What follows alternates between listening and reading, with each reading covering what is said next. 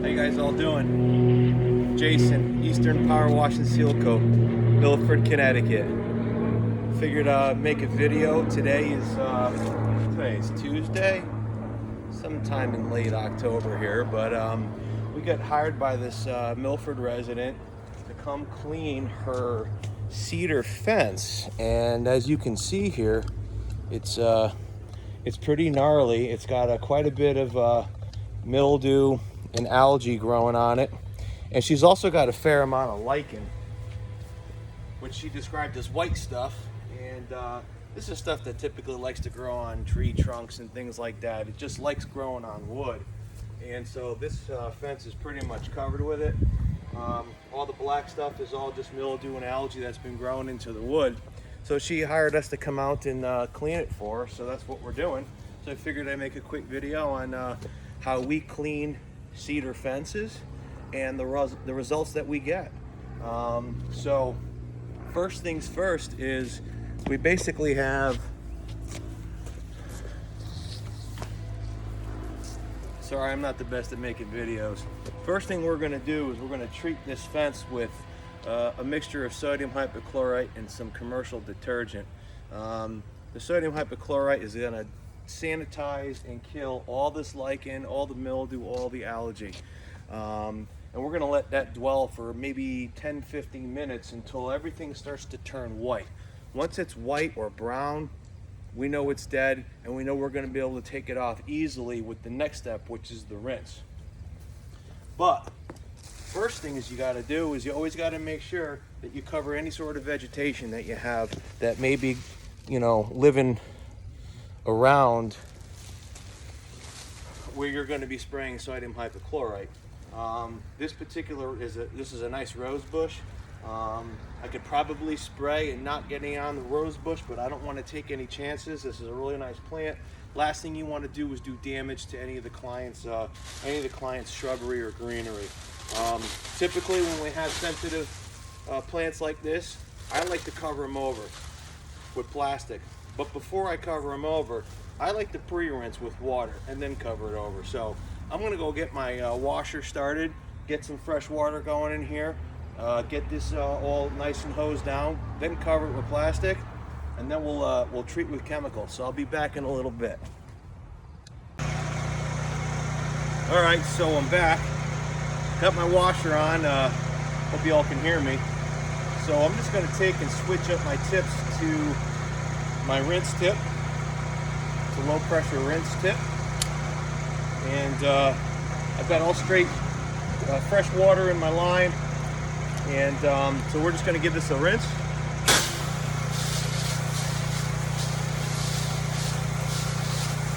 Pre-rinsing these is really important because if you can get some fresh water onto the leaves and onto the flowers, the chances of them wanting to absorb any chemical goes down.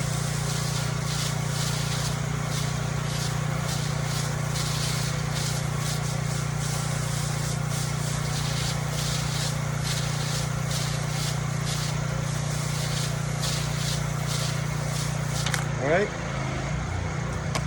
pre-rinsed. And then we'll take the plastic, just put it right over this bad boy.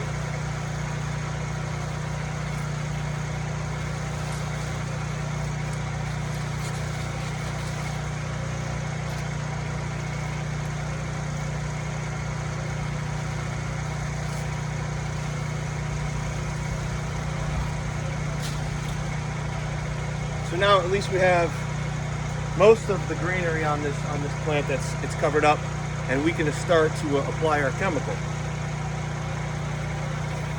Now my 12-volt system has been giving me a little trouble this morning, so hopefully it doesn't give me trouble while I'm on camera. All we're going to do is we're going to start to very carefully treat the fence with our sodium hypochlorite and detergent solution.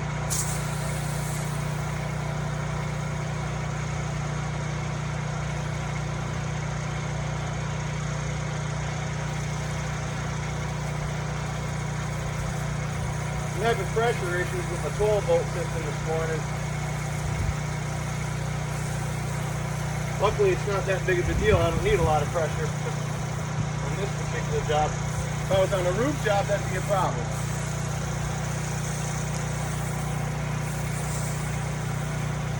And all we're trying to do is get a nice even coat on everything.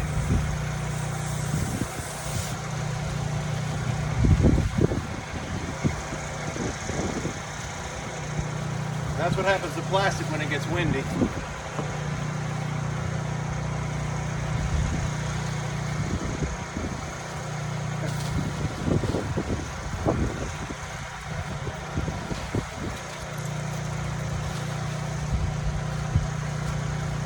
Plastic always gives me a hard time.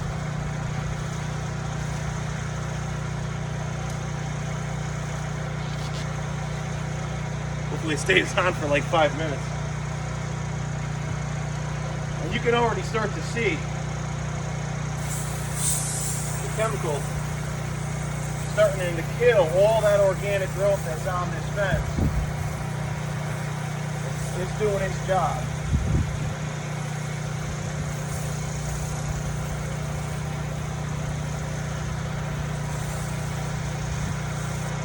I think I'll go ahead and I'll treat 2 sections here while I got you all on film. Let's move that right there like so.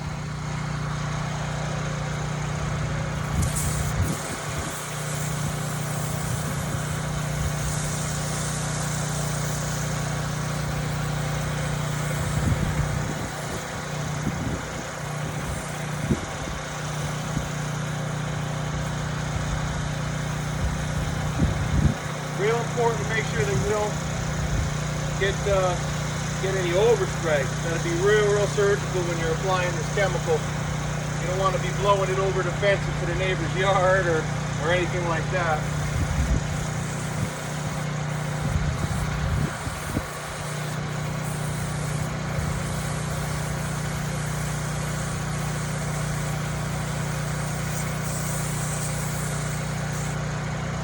Right. We got most of this soaked up.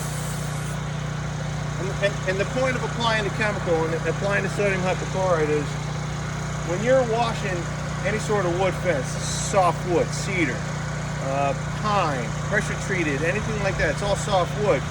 You don't want to be hitting it with high pressure coming out of your pressure washer. You don't want to be going up to it with your high pressure, 15 degree or 25 degree tip and really trying to blow everything off with mechanical water pressure. You don't want to be doing that, because what you're going to do is you're going to start to damage the fiber of the wood. You're going to start to etch the wood, if you will. And so instead of cleaning it, you are going to be cleaning it, but you're going to be damaging it at the same time. And so if you've got that lichen and all that mildew growing on there and moss and everything, if you could kill it first with the detergent and the sodium hypochlorite, sodium hypochlorite oxidizes all living tissue. It's oxidizing all this and it's killing it, and it's breaking up all the bonds within the lichen and all the mold and mildew and everything. So now I could come back with a medium pressure rinse, which is not going to do any damage to the wood, but is going to quite easily take and blow all this clean and give me a really nice finish. So that's the reason why we always pre-treat this wood, because you never want to be treating wood with high pressure water. So I'm going to let that dwell for about 10 minutes, and then I'll come back and I'll show you the rinse process, and then you'll be able to see the the before and after. All right, guys, we're back here. This high pressure hose. It's all tangled up on itself, but all right, so we're back. We've let this dwell for 10-12 minutes, and as you can see, it's already lightened up like 60-70% of what it was. All that lichen that was green is now all white, and that indicates to me that it's dead and it's ready to be washed. So first thing I'm going to do is, again, I got nothing but fresh water in my line here. I'm on my low pressure tip on. I'm just going to hit this bush here, and I'm going to blow all the chemical that might be on the plastic off. That way I can take the plastic off and then rinse the bush first.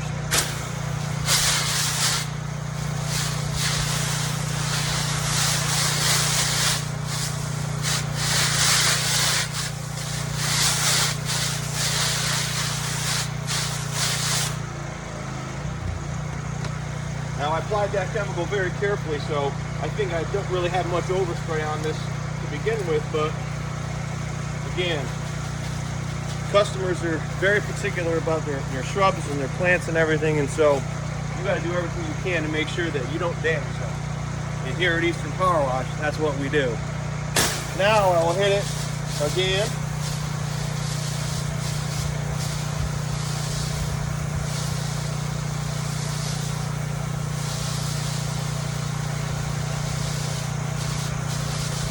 Give it a rinse.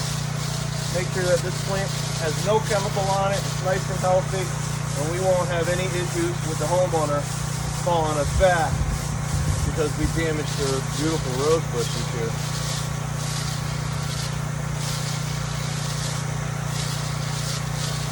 I think that, you know, when I'm washing houses and I'm washing roofs and I'm doing fences, I probably spend 30% of my time just rinsing, pre-rinsing, post-rinsing, greenery, shrubbery, grass, because you can do an excellent job washing somebody's property, but if you kill a bush, or you kill a rose bush, or you kill a tomato plant or something, they really, you know, that's what they're going to remember. They're not going to remember the really good job you did in cleaning their house. So this stuff is really, really important to do.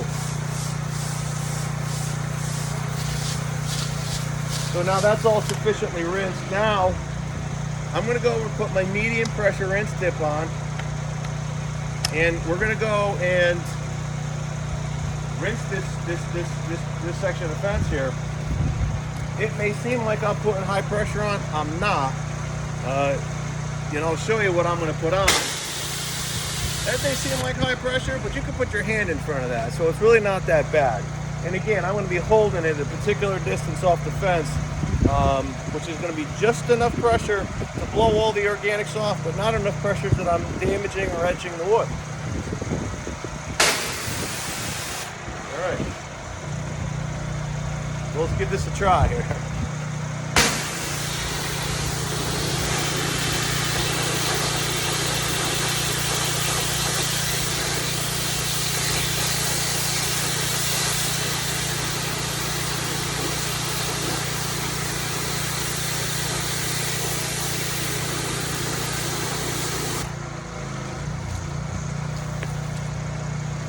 Maybe if I move this back, you can get more of it in the frame. I'm not a photographer, you guys, you can tell.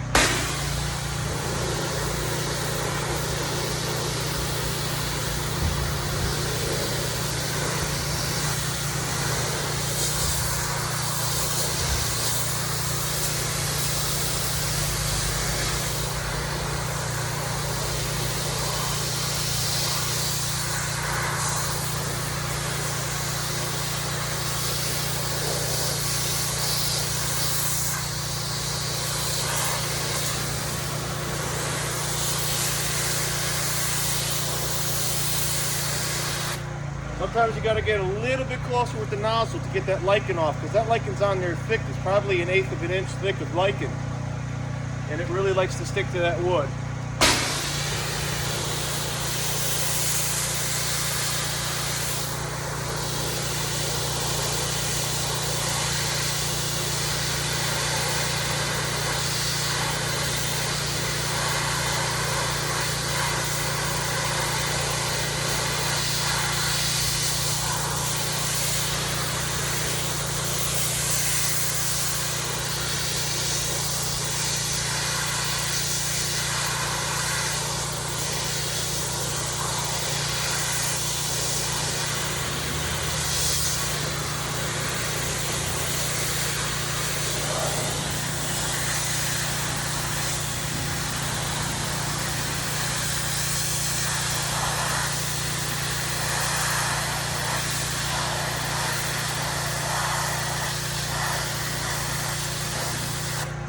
Most of that lichen though is coming off with one you know, medium speed pass of the nozzle. Most of it's coming right off.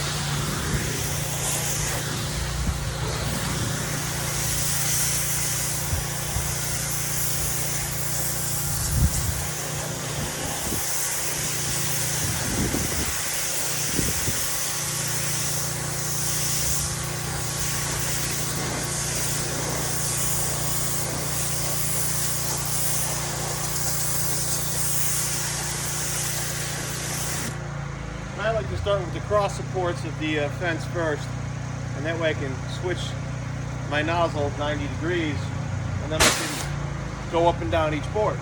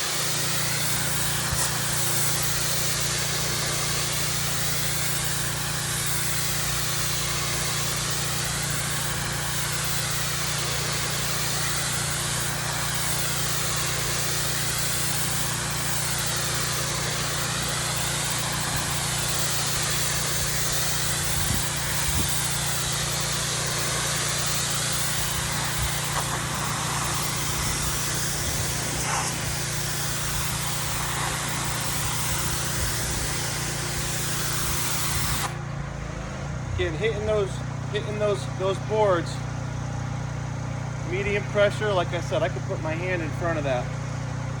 Not real high pressure. Keeping that fan the same distance away, so you're getting the same application of pressure throughout the length of the board, and you can see it's really coming out real nice. And we're not damaging the wood.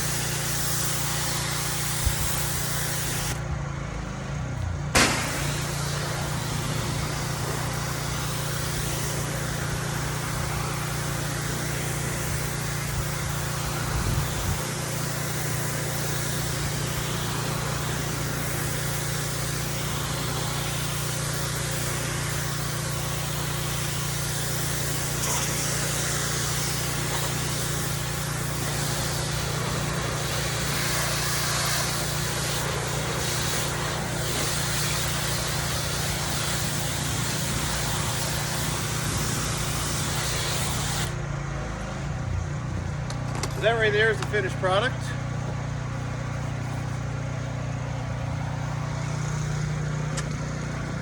Heck of a lot better than it was. Really looks great. All the organics are dead.